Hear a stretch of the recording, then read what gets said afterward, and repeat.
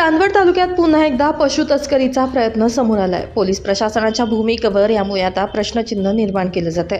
चांदवड तालुक्यातील वडाई भोई येथून कालच 13 म्हशी कत्तलीसाठी घेऊन जाणारा ट्रक ललितजी उशीर आणि त्यांच्या सहकाऱ्यांनी धाडसानं अडवून संबंधित ट्रक पोलीस स्टेशनला जमा केला होता। ही घटना ताजी असतानाच काल कत्तलीसाठी नेल्या जात असलेल्या तब्बल 60 गायी पकडण्यात आल्यात। कत्तलीसाठी जाणाऱ्या 60 गायी पकडल्यानंतर पिंपळगाव बसवंत या ठिकाणी महामार्गावर रास्ता रोको करण्यात आला। या घटनेनंतर संतप्त नागरिक, गोवंश रक्षक आणि सामाजिक कार्यकर्ते मोठ्या संख्येने रस्त्यावर उतरले।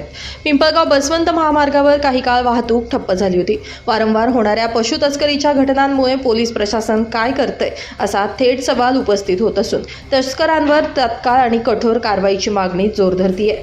दरम्यान पशु तस्करीला आळा कधी बसणार, दोषींवर कठोर कारवाई होणार का, असे एक ना अनेक प्रश्न आता उपस्थित झाले असून परिसरात तणावाचं वातावरण असून नागरिकांमध्ये तीव्र संताप व्यक्त होतोय।